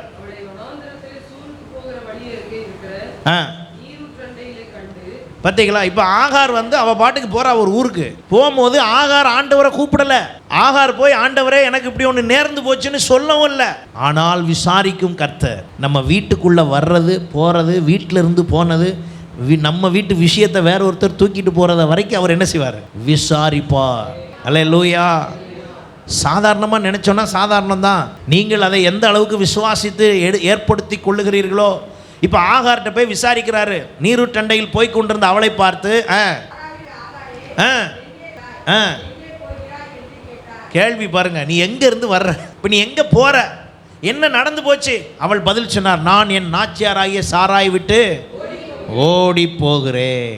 அதுக்கு பதில் என்ன தெரியுமா, நீ நாச்சியார் அண்டைக்கு திரும்பி போய் அவள் கையின் கீழ் எப்படி இரு, அடங்கி இரு. போய் நீ நேர்ந்த விஷயத்தை நினைச்சு ஓடி போகாத, விலகி போகாத. நீ போறது தப்பு, நீ அங்க அடங்கி இரு, போயிடாத. ஏன்னா நான் சில ஆசீர்வாதமான காரியத்தை செய்யறதுக்கு இப்ப நீ போயிட்டனா அது என்ன ஆயிடும், தடையாயிடும். சில நேரத்தில் நம்ம குடும்பத்துக்கு ஏற்பட வருகிற நிந்தையை கூட அவர் என்ன பண்ணி வச்சிருக்கிறாரு, ஹோல்டு பண்ணி வச்சிருக்கிறார். விசாரிக்கும் தேவன், அவர் விசாரிக்கிறவர் அதை செய்திருக்கிறார். ஆகாருக்கு அதை செய்தபடினால தான் அப்படி சொன்னதுனால ரெண்டாவது முறை என்ன செய்கிறாள், இப்போ ஆகார் ஆண்டவரை கூப்பிடுறார். ஆகார் ஆண்டவரை கூப்பிட்டு, ஆண்டவரே பிள்ளை சாக போது, தண்ணி இல்லை, நான் என்ன செய்வேன்னு ரெண்டாவது முறை கேட்ட பொழுதுதான் கர்த்தர் அங்கே ஒரு நீரூற்றை என்ன செய்தாராம், அதான் பராமரிப்பு. விசாரிக்கும் தேவன் அவளை பராமரித்தார். பின்பு அவளை பாதுகாக்கவும் செய்வதற்கு வாக்குத்தத்தங்களையும் யாருக்கும் கொடுத்தார், ஆகாருக்கும் கொடுத்தார். அப்போ நம்ம எல்லாருமே இன்றைக்கி என்ன நினைக்கிறோம் என்றால், என்ன ஆண்டவர் எனக்காக ஒன்றுமே செய்யலை, அவர் செய்ய ரெடியாக தான் இருக்கிறார், அவர் ஆயத்தமாக இருக்கிறார். அவர் நம்மை பராமரிக்கும் விதம் வித்தியாசம், நாம் புரிந்து கொள்ளுகிறதிலே குறைவு இருக்கிறது. அப்போ என்னை விசாரிக்கும் கர்த்தர் என் ஒவ்வொரு விஷயத்தையும் விசாரிச்சுக்கிட்டே வர்றார். நம்ம நினைக்கிறோம் யாருக்கும் தெரிலன்னு, ஆனால் அவருக்கு எல்லாம் தெரியும். நம்மை குறித்து எல்லாம் அவர் ஆராய்ந்து வைத்திருக்கிறார். அதனால தான் அவர் சொல்கிறார், நான் பாதாளத்தில் படுக்க போட்டு அங்கே இருந்தாலும் நீர் அங்கே என்ன செய்கிறீர், வந்தீர். தண்ணிக்கு அடியில் போய் இருந்தாலும் அங்கேயும் வந்துடுறீர். எங்கே தான் உங்களை விட்டு தப்பிக்கிறதுக்குன்னு வசனம் அப்படி தான் தெளிவாக இருக்குது. எங்கேயுமே போக முடியாது ஆண்டவரே. அப்போ எனக்காக யாவையும் செய்கிற ஆண்டவர் என்ன செய்ய விரும்புகிறார் என்றால், இரண்டாவதாக என்னை பராமரிக்க விரும்புகிறார். அல்லேலூயா. பராமரிப்பு என்றால் சாதாரணமான பராமரிப்பு அல்ல. ஆதியாகமம் 50ஆம் அதிகாரத்தில் அதை குறித்து நாம் வாசிக்கிறோம். நான் விசாரிப்பை முதல்ல சொன்னதுக்கு காரணம், விசாரணை வந்தப்புறம் தான் பராமரிப்பு. ஆனால் இங்கே இந்த பராமரிப்பு எங்கே நடக்கிறது, இங்கே யாக்கோபினுடைய குடும்பம், யாக்கோபினுடைய 12 கோத்திரங்களும் முதன் முறையாக எங்கே வருகிறது என்றால் எகிப்துக்கு வருகிறது. அங்கே எகிப்திலே யாக்கோபினுடைய கடைசி பையன் அங்கே என்னவா இருக்கிறாரு, அவர் தான் அதிகாரியாக இருக்கிறார், அதிபதியாக இருக்கிறார். அங்கே அவர்கள் வந்த பொழுதுதான் அவர் சொல்லுகிற வசனம், வார்த்தை 50ஆம் அதிகாரம் 21ஆம் வசனம் பாருங்க. ஆதலால் பயப்படாதிருங்கள், நான் உங்களையும் உங்கள் குழந்தைகளையும் என்ன செய்வேன், பராமரிப்பேன் என்று அவர்களுக்கு ஆறுதல் சொல்லி அவர்களோடு என்ன பேசினானா, பட்சமாய் பேசினார். யார்? நமக்காக யாவையும் செய்து முடிக்கும் கர்த்தர் செய்த காரியம். ஒருவேளை யோசேப்பை அனுப்பின விதம் தவறாக இருக்கலாம், உங்களுக்கு நேர்ந்த காரியங்கள் தவறாக இருக்கலாம், உங்களுக்கு நேர்ந்த காரியங்கள் ஒருவேளை துக்கமாக இருக்கலாம், உங்கள் சகோதரர்கள் நடுவிலே உங்களுக்கு ஏற்பட்டிருக்கிற காரியங்கள் ஒருவேளை மன வருத்தத்தை உண்டாக்கலாம். கவலைப்படாதிருங்கள். உங்களுக்குள்ளே உங்கள் குடும்பத்தின் சொந்த பந்தங்கள் மத்தியிலே நீங்கள் குடியிருக்கிற ஏரியாவில் கூட உங்களுக்கு பிரச்சனை அப்படி இருக்கலாம். கவலைப்படாதிருங்கள். உங்களை வைத்து தான் மற்றவர்களுக்கு கர்த்தர் ஆசீர்வாதத்தை வைத்திருக்கிறார். எத்தனை பேர் விசுவாசிக்கிறீங்க? அல்லேலூயா. உங்களை கண்டு பேசினவர்களுக்கு முன்பு நீங்கள் உயர வேண்டும் என்றால் உங்களுக்காக யாவையும் செய்கிற கர்த்தர் முன்பு நீங்கள் நிற்க வேண்டிய விதத்தில் நில்லுங்கள். ஆண்டவர்கிட்ட எப்படினாலும் நிற்கலாங்கிறது அல்ல, அவர் விரும்புகிறபடி நிற்க வேண்டும். எத்தனை பேர் அதை ஏற்றுக்கொள்றீங்க? அவர் விரும்புகிறபடி நான் நிற்க வேண்டும். அதை நான் செய்யும் போதுதான் கர்த்தர் எனக்காக யாவையும் செய்வார். உலகமாக இருக்கிற நமக்கே நம்ம விரும்புகிறபடி செய்யாத ஒரு நபருக்கு உதவியே செய்யாத பொழுது கர்த்தர் மாத்திரம் செய்வார் என்று நாம் நம்புவது எப்படி? அங்கே நாம் வாசிக்கும் பொழுது கர்த்தருடைய பராமரிப்பு அப்படிப்பட்டதாய் காணப்படுகிறதை பார்க்கிறோம். 45ஆம் அதிகாரம் 11ஆம் வசனத்தில் பாருங்க. அப்பொழுது அவன் சொல்லி அனுப்புகிறான். அங்கே யோசேப்பு சொல்லி அனுப்புகிற காரியம் என்ன? உமக்கும் உம்முடைய குடும்பத்தாருக்கும் உமக்கு இருக்கிற யாவற்றிற்கும் வறுமை வராதபடிக்கு. யாவையும் செய்கிறவர் சும்மா இல்லைங்க, வறுமைங்கிறது கூட நமக்கு வராத அளவிற்கு அங்கே உம்மை பராமரிப்பேன், இன்னும் 5 வருஷம் பஞ்சம் இருக்கும் என்று உம்முடைய குமாரனாகிய யோசேப்பு சொல்ல சொன்னான் என்று சொல்லு. அப்பா போய் அப்படி சொல்லி கூட்டிட்டு வாங்கயா. அப்படி சொல்லி கூட்டிட்டு வந்த பிறகுதான் 50ஆம் அதிகாரத்தில் நாம் அதை வாசிக்கிறோம். இன்னைக்கு நம்முடைய வாழ்க்கையிலே கர்த்தர் அப்படித்தான் செய்ய விரும்புகிறார். ஹல்லேலூயா. எலியா தீர்க்கதரிசியை கர்த்தர் ஆசீர்வதித்தார். எலியா தீர்க்கதரிசி பேசினார். என்ன பேசினார் தெரியுமா? இவர் சொல்றாரு, இந்த ஊரில் இனிமே என்ன வராது? மழை வராது. எலியா தீர்க்கதரிசி சொன்ன உடனேயே மழையெல்லாம் நின்று போச்சு. இப்போ மழை நின்று போன உடனே இவருக்கு என்ன வேணும்? இப்போ ஆதரவு வேணும். இவர் சொன்ன மழை நின்று போட்டுன்னு சொன்னது யாருக்கும் சேர்த்து தான், எலியாவுக்கும் சேர்த்து தான். பாருங்க, இவர் சொல்லிட்டாரு மழை வரல. இப்போ எலியாவை மட்டும் என்ன பண்ணுறாரு பாருங்க, நீ நேராக போய் இந்த ஆற்றண்டையிலே தங்கியிருந்தார். இப்போ பஞ்சம், இவர் சொன்ன மழை வராதனால அங்கே கொஞ்ச நாள் தண்ணி இருக்குது. அந்த தண்ணியில் அவர் வாழ்கிறார். அந்த தண்ணியை குடிச்சிக்கிட்டு காக்கா மூலமாக போஷித்து வாழ்கிறார். அப்புறம் திடீர்னு ஆண்டவர் சொல்கிறாரு, தண்ணி வற்றி போகுது. இப்போ நீ சொன்ன வாக்கு, வாயின் வாக்குப்படி நான் செஞ்சிட்டேன். ஆனால் உனக்கே இப்போ என்ன இல்லை? தண்ணி இல்லை, சாப்பாடு இல்லை. நீ என்ன பண்ண? நேராக 1 ராஜாக்கள் 17:9 நீ எழுந்து சீதோனுக்கு அடுத்த சாரிபாத் ஊருக்கு போய் அங்கே தங்கியிரு. உன்னை பராமரிக்கும்படி அங்கே இருக்கிற ஒரு விதவைக்கு நான் என்ன செய்வேன்? கட்டளை இடுவேன். போய் விசாரித்து பார்த்தா அந்த அம்மா பதில் எப்படி இருக்குது தெரியுமா? நாங்களே ஒரு தோசையை சாப்பிட்டுட்டு என்ன செய்ய போகிறோம்? சாவுற நிலைமையில் இருக்கிறோம். நீர் என்னையே நம்பி வந்தீரா? நீங்கள் ஆண்டவர் பக்கம் வரும்போது உங்கள் நிலைமை எப்படி இருக்குங்கிறது முக்கியம் இல்லை, உங்களை அவர் எப்படி பார்க்குறாருங்கிறத நீங்கள் கவனிங்க. அல்லேலூயா. நம்மளையே பார்த்துட்டு போகக்கூடாது. என்னை அழைக்கிறவர் யார், அவர் என்னை எப்படி வைக்க விரும்புகிறார் என்பதை நான் புரிந்த அன்றைக்கு என் வறுமை, என் ஏழ்மை, என் துக்கம், என் துயரம், என்னுடைய கஷ்டம், என்னுடைய பிரச்சனை, என் போராட்டம், என் கவலை, வேதனை எல்லாம் அழிஞ்சிடும். ஆமென். ஏன் எல்லாம் அழிஞ்சிரும்னா நான் அவரை பார்த்துட்டேன், எனக்கு செய்கிறவரை பார்க்குறேன். எலியா அதை பார்த்தபடினாலே எலியா வாயிலிருந்து சொல்வதை கர்த்தர் நிறைவேற்றுகிறார். மழை வரக்கூடாதுனாரு, மழை வரல, அவனுக்கே பிரச்சனை. சாரிபாத் ஊருக்கு போய் பேசலாம் என்று போனால் அந்த ஸ்திரீ கொடுத்த பதில் என்ன தெரியுமா?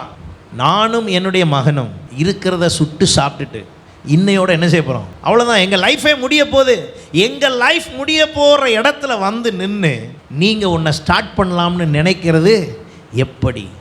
அதற்கு அவர் சொன்ன பதில் 13ஆம் வசனம் பாருங்கள். அப்பொழுது எலியா அவளை பார்த்து, பயப்படாதே, நீ போய் உன் வார்த்தையின்படி என்ன செய். நீ என்ன பேசுனி அது மாதிரி தோசையெல்லாம் அப்பம்லாம் சுடு.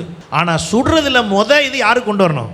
எனக்கு கொண்டு வரணும். நீங்கள் வேதத்தில் பாருங்கள், முதன்மையானது எப்போது யாருக்கு தான்? கர்த்தருக்கு. அல்லேலூயா. இப்போ கர்த்தர் எங்கே இருப்பார்? இங்கே கர்த்தருக்கு கொடுக்கறதுக்கு அடையாளமாக தான் சபை, அந்த பிரதிநிதியாக இருக்கிறவர் தான் பாஸ்டர். அதனால தான் நீங்கள் கர்த்தருக்கு உரியதை, அவருக்கு உரிய கணத்தை இங்கே கொடுத்துடக்கூடாது. ஆனால் அவருக்கு செய்கிறேன்னு சொல்கிறத யார்கிட்ட தான் செய்ய முடியும்? பாஸ்டர். அதுக்கு தான் பிரதிநிதியாக கர்த்தர் வச்சிருக்கிறார். அதனால தான் இந்த தீர்க்கதரிசியை பார்த்து சொல்கிறாரு, நீ செய்கிறேன்னு சொன்னதை செய், ஆனால் முதல் இதை யாருக்கு கொண்டுரு? எனக்கு கொண்டுரு. நீங்கள் யோசிச்சு பாருங்கள், இந்த இடத்துல இந்த பாஸ்டரை, இந்த எலியா பாஸ்டரை விசாரித்து பார்த்தா நீங்கள் அவரை என்ன சொல்வீங்க?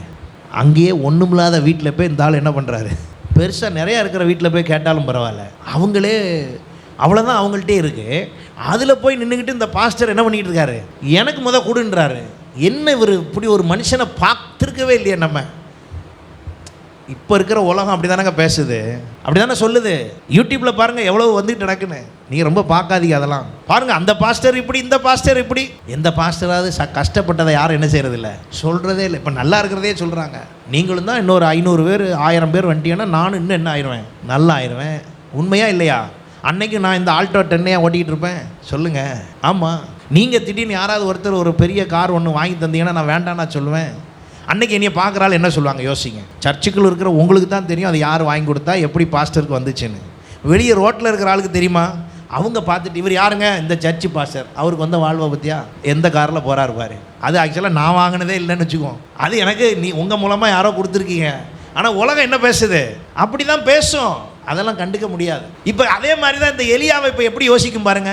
ஒரு அப்பமும் கொஞ்சம் எண்ணெயும் வச்சிருக்க ஒரு வீட்டில் போய் நின்றுக்கிட்டு இவர் இப்போ என்ன அண்டா பண்ணிக்கிட்டு இருக்காரு. எனக்கு இப்போ பசிக்குது, இப்போ எனக்கு உடனே என்ன பண்ணி கொண்டா, எனக்கு கொண்டா. எத்தனை பேர் பாஸ்டர் சொல்கிறது தான் சரி, இந்த எலியா பாஸ்டர் சொல்கிறது தான் சரின்னு எத்தனை பேர் ஓகேன்னுவீங்க? நம்மளுக்கு ஓகே சொல்கிற மனசு வருமாங்க? பார்த்தீங்களா, இதான் ஆண்டவர் அங்கே தான் பாயிண்ட் வைக்கிறார் நம்மளை. அவ்வளோ பேர் காணிக்க போட்டதெல்லாம் ஒன்றும் சொல்லாமல் வெறும் 2 ரூபா போட்டாலும் பெருசாக பேசிக்கிட்டு இருக்காரு. 2 ரூபா பெருசா, 2 கோடி பெருசா? எது பெருசு? ஆண்டவர் என்ன சொல்கிறாரு, 2 கோடியை விட 2 ரூபா தான் பெருசுங்கார். ஏன் அப்படின்னா 2 கோடி கொடுத்த ஆளுக்கு ஏற்கனவே 200 கோடி இருக்குது. அவர் சொல்ல வந்த விஷயம் தான். 2 கோடி கொடுத்த ஆளுக்கு ஏற்கனவே எவ்வளோ இருக்குது? 200 கோடி இருக்குது. அதனால 2 கோடி ஒரு பெரிய மேட்டரில். இந்த 2 ரூபா கொடுத்த ஆளுக்கு ஒன்றுமே இல்லை, இருந்ததே எவ்வளோதான் 2 ரூபா. அவள் கொடுத்தது அவளை வருத்திச்சு பற்றியா, அதான் எனக்கு பிடிக்கும் அப்படிங்காரு. இப்போ அதே மாதிரி தான் இந்த எலியாப்பே சொல்கிறாரு, இங்கே பாரு நீ தோசை சுடு, ஆனால் ஒன்றை யார்கிட்ட கொண்டு வா. இது உண்மையிலேயே கொடுக்கறதுக்கு முடியாத ஒரு இடம் சந்தர்ப்பம். எப்படின்னா கொடுக்கவே முடியாது. ஆனால் அவள் என்ன சொன்னா பாருங்க, ஆனாலும் முதல் அதிலே எனக்கு சிறிய அடையை பண்ணி கொண்டு வா, பின்பு உனக்கும் உன் குமாரனுக்கும் பண்ணலாம். கர்த்தர் தேசத்தின் மேல் மழையை கட்டளையிடும் நாள் மட்டும் பானையில் மா செலவழிந்து போவதும் இல்லை, கலசத்தின் எண்ணெய் குறைந்து போவதும் இல்லை என்று இஸ்ரவேலின் தேவனாய் கர்த்தர் சொல்லுகிறார் என்றான். இப்போ அவர் நடக்க போகிற ஆசீர்வாதத்தையும் சேர்த்து என்ன பண்ணிட்டாரு, சொல்லிட்டார். நானும் அப்படி தான் சொல்லிக்கிட்டே இருக்கேன். புரிஞ்சிச்சான்னு தெரில, நானும் என்ன பண்ணிக்கிட்டே தான் இருக்கேன், அப்படி தான் சொல்லிக்கிட்டே இருக்கேன். ஆண்டவர் செய்ய போகிறதையும் சேர்த்து தான் சொல்கிறோம். இப்போ எலியா அப்படி தான் சொன்னார், இங்கே பாரு எனக்கு கொண்டா, நீ அப்படி செய்ய சரின்னு சொல்லிட்டேன்னா இந்த பஞ்சம் தீர்ற வரைக்கும் நான் உன் வீட்டில் தான் சாப்பிட போகிறேன். உன் வீட்டில் இருக்கிற எண்ணெய் மாவு என்ன செய்யாது, குறையாது. நான் சொல்கிறதுக்கு ஒத்துக்கிட்டேன்னா குறையாது. இல்லைன்னா மற்ற வீடு மாதிரி உன் வீட்டில் என்ன தான் இருக்கும், பஞ்சம் தான் இருக்கும்னு இவர் சொன்ன நிமிஷத்தில் அங்கே சொல்லப்பட்டிருக்கிறது, அவள் போய் எலியாவின் சொற்படி செய்தாள். அல்லேலூயா. செய்த நிமிஷத்தில் அவளும் இவனும் அவள் வீட்டார் அநேக நாள். வீட்டார்னா யாரெல்லாம் பக்கத்தில் இருந்தால் எல்லாரையும் சேர்த்தாச்சு. இப்போ சுட்டு சாப்பிட்டு சாவ போகிறதே 2 பேர் தான், அம்மாவும் மகனும் தான். ஆனால் இப்போ சாப்பிட்டது எத்தனை பேர்? அம்மா, மகன், இவர் எலியாவும் அங்கே தான் இருக்கார். இப்போ எலியாவும் அங்கே சாப்பிட்டு அவனுடைய வீட்டார் அனைவரும் அங்கே இருந்து சாப்பிட்டு திருப்தி அடைந்தார்கள். அல்லேலூயா. கர்த்தர் எலியாவை கொண்டு சொன்ன வார்த்தையின்படியே பானையிலே மா செலவழிந்து போகவும் இல்லை, கலசத்தின் எண்ணெய் குறைந்து போகவும் இல்லை. அல்லேலூயா. அப்போ இன்றைக்கு நம்முடைய தேவன் எனக்காக யாவையும் செய்கிறவர், எனக்கு என்னை பராமரிக்கும்படி சகலவற்றையும் செய்கிறார். அல்லேலூயா, அல்லேலூயா. அப்போ என்னை பராமரித்து அப்படித்தான் நடத்த விரும்புகிறார். என்னை பாதுகாக்கும்படி கர்த்தர் ஏற்படுத்துகிறதை நான் புரிந்து கொள்ள வேண்டும். நோவாவை குறித்து நாம் ஆதியாகமம் 6ஆம் அதிகாரத்தில் வாசிக்கிறோம். ஆண்டவர் அவனோடு சொன்னார், ஒரு பேழையை உண்டு பண்ணு. கடல் ஓரத்தில் உண்டு பண்ணியிருந்தா ஒரு நியாயம் இருந்திருக்கும். உண்டு பண்ண ஏரியாவில் என்ன கிடையாது, கடலே கிடையாது. உண்டு பண்ண ஏரியாவில் கடல் இல்லை. 2வது இது என்னதுன்னே யாருக்கும் என்ன செய்யாது, தெரியாது. அது என்ன செய்கிறோம்னு யாருக்குமே தெரியாது. 3வது இவங்க அப்படி ஒரு மலையை என்ன செஞ்சதே இல்லை, பார்த்ததே இல்லை. அறிகுறியே இல்லாத ஒரு சூழ்நிலை. ஆனால் ஆண்டவர் நோவாட்ட சொல்கிறார், ஒரு பேழை உண்டு பண்ணு. உண்டு பண்ணும்போது உனக்கு ஒரு வீடு வச்சுக்க உள்ள, அது இல்லாமல் மிச்சப்படி மிருகங்களுக்கெல்லாம் என்ன பண்ணிக்க, வச்சிக்க. 1000 வருஷம் அரசாட்சியில் ஒரு நாள் ஒருத்தர் கேட்டார், அது எப்படி பாஸ்டர் சிங்கமும் ஆடும் ஒன்றா படுத்திருக்கும்? அதுக்கு டெமோ ஏற்கனவே எங்கே காமிச்சாச்சு, பேழைக்குள்ளே காமிச்சாச்சு. எத்தனை பேருக்கு புரியுது நான் சொல்கிறது? பேழைக்குள்ளே 8 பேரும் யானையும், 8 பேரும் சிங்கமும், 8 பேரும் புலியும், 8 பேரும் கரடியும். நீங்கள் எதெல்லாம் அடித்து சாப்பிடும் மனுஷனன்னு சொல்கிறீங்களோ அது கூட ஏற்கனவே இருக்கிறாங்க. அப்போ அவ்வளோ பேருக்கும் சாப்பாடு கொடுத்தது யார்? நோவா தான் சாப்பாடு கொடுத்துருக்காரு. அவ்வளோ சாப்பாடு அங்கே உள்ளே இருக்குது. எல்லாத்தையும் ரெடி பண்ணும்படி சொல்லி அந்த குடும்பத்தை முழுவதையும் கர்த்தர் பாதுகாத்தார். அல்லேலூயா. அப்போ நமக்காக யாவையும் செய்யணும்னு ஒன்று முடிவு பண்ணிட்டார்னா அவரை தடுப்பவன் ஒருவனும் இல்லை. அந்த நாட்களிலே, நோவாவின் நாட்களிலே கர்த்தர் இந்த குடும்பத்தை காப்பாற்ற வேண்டும். இந்த குடும்பத்தில் உள்ளவர் பக்தியாக இருக்கிறார், இவர் என்னை நோக்கி கூப்பிடுகிறார், இவர் சரியா. நோவா குடும்பம் செலக்ட் ஆனதுக்கு ஒரே ஒரு காரணம் என்ன, நோவா என்ற ஒரு மனிதன். நோவாவின் மனைவியின் பக்தி போடவில்லை, நோவாவினுடைய பிள்ளைகள் பக்தி போடவில்லை, மருமக்கள் பக்தியை பற்றியும் போடலை. ஒரு ஆள் நீங்கள் உங்கள் குடும்பத்தில் நீங்கள் ஒரு ஆள் கர்த்தரிடத்தில் வைராக்கியமாக இருப்பீர்கள் என்றால் அதற்கே அவ்வளவு பிரதிபலனை கர்த்தர் தருகிறார். இதில் நீங்கள் கணவன் மனைவியாக இருக்கிறவங்க நீங்கள் அப்படி இருந்தால் எப்படி இருக்கும் யோசிச்சு பாருங்கள். ஒரு ஆளுடைய பக்திக்கே இவ்வளவு ஆசீர்வாதம் சரியாக இருக்கும் என்றால், நோவா ஒரு ஆள் அவன் தேவனோடு சஞ்சரித்த அந்த ஒரு காரியத்திற்காக. அப்போ ஊரில் இருந்த எல்லாரும் சஞ்சரிக்கலையா? ஆமாம், சஞ்சரிக்கவில்லை. நோவா ஒருவன் சஞ்சரித்தான். கர்த்தர் அவனுடைய வாழ்வை பாதுகாத்தார். ஹல்லேலூயா. பேழை என்பது இன்றைய பேழை சபையை குறிக்கிறது. இந்த சபை என்பது ஒரு பேழை. நீங்கள் இதற்குள் சரியாய் வருவீர்கள் என்றால் உங்களை கர்த்தர் பாதுகாப்பார். ஹல்லேலூயா. எங்கே பாதுகாப்பார் என்றால் அவர் உங்களுக்கு சேதம் ஒன்றும் அணுகாமல். இஸ்ரவேல் ஜனங்களை ஒரு சபையாக கர்த்தர் வெளியே கொண்டு வந்தார் தன்னை ஆராதிக்கும்படி. ஆனால் அங்கு ஒருவர் சபிக்கும்படி வந்த இடத்துல கூட கர்த்தர் அங்கே பாதுகாத்தார். ஹல்லேலூயா. இஸ்ரவேல் ஜனத்தை கர்த்தர் என்ன செய்தார்? பாதுகாத்தார், சபிக்க விடவில்லை.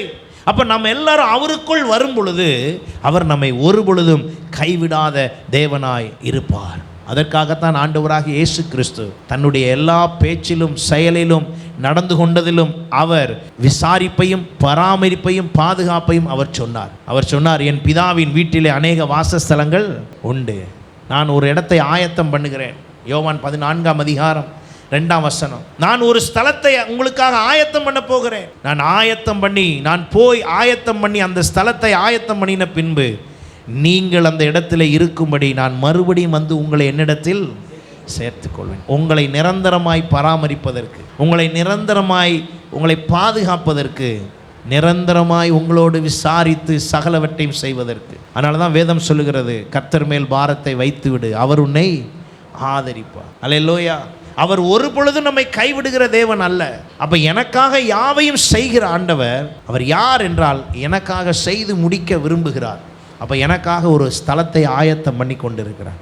இம்மையில் மாத்திரம் அல்ல, மறுமையிலும் என்னை விசாரித்து என்னை பராமரித்து பாதுகாக்க அவர் ஆயத்தம் உள்ளவராயிருக்கிறார். ஹல்லேலூயா. அந்த தேவனை தான் நம்ம ஆராதிக்கிறோம், அவரை தான் நம்ம தொழுது கொள்ளுகிறோம். அவரோடு கூட நாம் இணைந்திருப்போம் என்றால் நிச்சயமாக அவரோடு கூட நாம் ஸ்லாக்கியத்தை பெறுவோம். எத்தனை பேர் அதை விசுவாசிக்கிறீங்க? ஹல்லேலூயா. அதை செய்வதற்காகத்தான் அவர் செய்த காரியம் என்ன தெரியுமா? வெளிப்படுத்தல் 1:6 சொல்லுகிறது, நம்மிடத்தில் அன்பு கூர்ந்து தமது இரத்தத்தினாலே நம்முடைய பாவங்களற நம்மை கழுவி தம்முடைய பிதாவாகிய தேவனுக்கு முன்பாக நம்மை ராஜாக்களாகவும் ஆசாரிகளுமாக்கின அவருக்கு மகிமையும் வல்லமையும் என்றென்றைக்கும் உண்டாயிருப்பதாக. சாதாரணமானதாக அல்ல, உங்களை என்னையும் ஆண்டவர் ராஜாக்களாக ஆசாரியர்களாக மாற்றி இருக்கிறார். எதற்காக தெரியுமா? அவர் முன்பாக நிறுத்துவதற்கு. ஹல்லேலூயா. அப்போ எனக்காக யாவையும் செய்கிற ஆண்டவர் இப்பொழுது இயேசு கிறிஸ்து நமக்கு சொல்லியிருக்கிறதின் காரியங்களின்படி நாம் மாறினால்தான் நமக்காக யாவையும் அவர் என்ன செய்ய முடியும். அப்போ இயேசு நமக்கு தந்திருக்கிற காரியம் என்ன? எனக்கு அவர் கொடுத்திருக்கிற 3 காரியத்தில் ஒன்று புத்திர சுவிகாரம். ரோமருக்கு எழுதின நிருபம் 8:15 சொல்லுகிறது, திரும்பவும் பயப்படுகிறதற்கு நீங்கள் அடிமைத்தனத்தின் ஆவியை பெறாமல் அப்பா பிதாவே என்று கூப்பிட பண்ணுகிற புத்திர சுவிகாரத்தின் ஆவியை பெற்றீர்கள். அந்த புத்திர சுவிகாரத்தின் ஆவியை எனக்கு தந்திருக்கிறபடினால் அந்த புத்திர சுவிகாரத்தின் ஆவியின் மூலமாக நான் அவரோடு இணைக்கப்படுகிறேன். ஹல்லேலூயா. அப்போ எனக்காக யாவையும் செய்கிற ஆண்டவர் இப்பொழுது எதை கவனிக்கிறார்?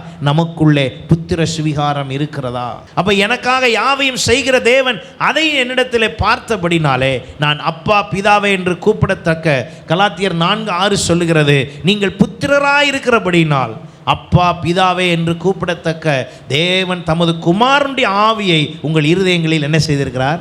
அனுப்பியிருக்கிறார். குமாரனாகி இயேசு பிதாவே என்று கூப்பிட்டது போல நீங்களும் கூப்பிடத்தக்க அந்த ஆவியை உங்களுக்குள் அனுப்பியிருக்கிறார். இரண்டாவதாக 2 தீமோத்தேயு 1:7 சொல்லுகிறது, தேவன் நமக்கு பயமுள்ள ஆவியை கொடாமல் பலமும் அன்பும் தெளிந்த புத்தியுள்ள ஆவியை கொடுத்திருக்கிறார். ரெண்டாவது நமக்கு என்ன கொடுத்திருக்கிறாரா? தெளிந்த புத்தி. மூன்றாவதாக யோவான் 14:26 சொல்லுகிறது, என் நாமத்தினாலே பிதா அனுப்ப போகிற பரிசுத்த ஆவியாகிய தேற்றரவாளனே எல்லாவற்றையும் உங்களுக்கு போதித்து நான் உங்களுக்கு சொன்ன எல்லாவற்றையும் அவர் உங்களுக்கு என்ன செய்வார்? நினைப்பூட்டுவார். ஹல்லேலூயா. போதித்து நினைப்பூட்டும்படி அனுப்பியிருக்கிறார். இப்போ நமக்காக யாவையும் செய்கிற ஆண்டவர் என்னிடத்தில் புத்திர சுவிகாரத்தை பார்க்கிறார். புத்திர சுவிகாரத்தை பெற்ற நான் தெளிந்த புத்தியில் இருக்கிறேனா? தெளிந்த புத்தியில் இருக்கிற நான் பரிசுத்த ஆவியானவருடைய ஒத்தாசையில் இருக்கிறேனா? ஹல்லேலூயா. ஆகையினால தான் தாவீது தெளிவாய் சொல்லுகிறார், என் வாழ்க்கையில் கிருபையும் சத்தியத்தினாலும் என்னை நீர் என்ன செய்வீர்? மீட்பீர். 57ஆம் சங்கீதத்தில் நீங்கள் வாசிச்சு பாருங்கள். அவர் சொல்லுகிறார், கிருபையினாலும் சத்தியத்தினாலும் என்னை நீர் ரட்சிப்பீர் என்று தாவீது அன்றைக்கு சொன்னார். ஆனால் அந்த கிருபையும் சத்தியமும் ரட்சித்தது என்றைக்கென்றால் உங்களையும் என்னையும். ஆண்டவராகிய இயேசுவுக்கு இன்னொரு பேர் என்னது? கிருபையும் சத்தியமும். அல்லேலூயா. அப்போ தாவீது சொன்ன எனக்காக யாவையும் செய்து முடிப்பார் என்று சொன்ன அந்த வசனத்தின்படி இன்றைக்கு நம்மையும் கர்த்தர் செய்து முடிக்க ஒரு வல்லமை உள்ளவராக இருக்கிறார். அவர் எதிர்பார்க்கிறது என்ன? நம்மிடத்தில் அந்த புத்திர சுவிகாரம் உண்டாயிருக்கிறதா? இஸ்ரவேல் ஜனத்தை சும்மாலாம் ஆசீர்வதிக்கலை, கூப்பிட்டதுக்காகலாம் கானானுக்கு கூட்டு போல. அவருடைய வார்த்தையின்படி இருக்கிற, செய்கிற, கற்றுக்கொள்ளுகிற, பின்பற்றுகிறவர்களை மாத்திரம்தான் கூட்டி கொண்டு போனார். இப்பவும் பரலோகத்தில் ஒரு ஸ்தலத்தை ஆயத்தம் பண்ணியிருக்கிறார். அங்கேயும் அவ்வளோ பேரையும்லாம் கூட்டிகிட்டு போகல. யார் நாம் எல்லாரும் ஆயத்தமாக இருக்கிறோமோ, அல்லேலூயா, ஆயத்தமாக இருக்கிறவர்கள் அவரோடு சேர்க்கப்படுவார்கள். 10 பேரை ஆண்டவர் சொல்லி 5 பேர் சேர்த்து கொள்ளப்பட்டதாக சொன்னார். இந்த உலகத்தில் அவர் எல்லாருக்கும் வல்லமையை கொடுத்திருக்கிறார். ஆனாலும் அவர்கள் வந்து கதவை தட்டி உம்முடைய நாமத்தினால தான் எல்லாத்தையும் செய்தோம் என்று சொன்னாலும் அவர் சிம்பிளாக பதில் என்ன தான் சொன்னார்? உங்களை நான் அறியேன். அப்போ நமக்காக யாவையும் செய்கிறவர் அறியேன் என்று சொல்ல முடியுமா?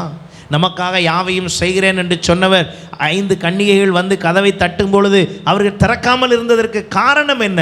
கிருபை வேலை செய்யவில்லை. அங்கே கதவை தட்டும் பொழுது கிருபை அங்கே வேலை செய்யலை. அவர்கள் எல்லாரும் ஆயத்தமாக இருந்தவர்கள் மாத்திரம் உள்ளே போனார்கள். ஆகையினாலே நமக்காக யாவையும் செய்கிற ஆண்டவர் இந்த பூமியிலே அவர் நம் மூலமாக அந்த ஆசீர்வாதத்தை காண்பித்து யாவையும் செய்கிறவராய் அவர் வெளிப்பட விரும்புகிறார். அல்லேலூயா. பரலோகத்திலும் யாவையும் செய்கிறவராய் நம்மை கொண்டு வெளிப்படுத்த விரும்புகிறார். நாம் எல்லாரும் அவருடைய வலது பார்சத்தில் உட்காரும் பொழுது நம் மூலமாக கர்த்தர் யாவையும் செய்தது அங்கேயும் வெளிப்படும். அல்லேலூயா. ஸ்தோத்திரம் ஆண்டவரே. பரிசுத்த தேவனே, எங்கள் பரலோக பிதாவே, உம்மை நன்றியோடு நாங்கள் துதிக்கிறோம்ப்பா. இந்த நாளுக்காய் ஸ்தோத்திரம். இந்த நாளிலையும் நாங்கள் உம்மை நோக்கி பார்க்கிறோம் ஆண்டவரே. எங்களுக்காக யாவையும் செய்து முடிக்கிற கர்த்தர் நீர். எங்களுக்காக யாவையும் செய்கிற கர்த்தர், எங்களுக்காக யாவையும் செய்து முடிக்கும் எங்கள் கர்த்தாவே, உம்மை நோக்கி நாங்கள் பார்க்கிறோம். ஒவ்வொரு குடும்பத்திற்காக யாவையும் செய்யுங்க ஆண்டவரே. இதுவரைக்கும் தடைப்பட்டிருந்தால் தடைப்பட்டிருக்கிற காரியங்கள் எல்லாவற்றையும் கர்த்தர் அந்த தடைகள் எல்லாம் நீக்கி சரிப்படுத்தும்படி ஜெபிக்கிறோம். நாங்கள் வேண்டிக் கொண்டிருக்கிற காரியங்கள், விரும்புகிற காரியங்கள் நடைபெறாததுக்கான காரணத்தை எங்களுக்கு உணர்த்தி நாங்கள் சரி செய்ய எங்களுக்கு கிருபை தாரும் ஆண்டவரே. சபையாய் நாங்கள் இன்னும் பெருகுவதற்கு தடையாக இருக்கிற ஆண்டவரே எல்லா தடைகளை காண்பித்து நாங்களும் அதை சரிப்படுத்தி இந்த வருடத்தின் இறுதியில் உம்முடைய சமூகத்தில் அமர்ந்திருந்து உம்முடைய சமூகத்தில் உம்மை நோக்கி கூப்பிட கர்த்தர் கிருபை தரும்படி ஜெபிக்கிறோம். தாழ்த்தி ஒப்பு கொடுக்கிறோம். ஒவ்வொருவரையும் ஆசீர்வதி. உம்முடைய பிள்ளைகள் ஒவ்வொரு குடும்பத்தையும் நாங்கள் ஆசீர்வதிக்கிறோம். வீண் செலவுகளுக்கும் மருத்துவ செலவுக்கு விலைக்கு காத்துக்கொள்ளும் ஆண்டவரே. போக்கையும் வரத்தையும் ஆசீர்வதி. கையின் பிரயாசங்களை ஆசீர்வதிங்க. தொடர்ந்து எங்களை வழி நடத்தும். இயேசுவின் மூலம் ஜெபங்களும் நல்ல பிதாவே, ஆமென். ஹல்லேலூயா. கர்த்தர் உங்கள் ஒவ்வொருவரையும் ஆசீர்வதிப்பாராக. உற்சாகமாய் உங்களுடைய காணிக்கை தசமபாகங்களை செலுத்துங்கள். அது தேவனுடைய ராஜ்யத்துக்கும் கர்த்தருடைய ஊழியத்துக்கும் பிரயோஜனமாக இருக்கும். கர்த்தர் உங்களோடு இருந்து உங்களை ஆசீர்வதிப்பாராக. God bless you.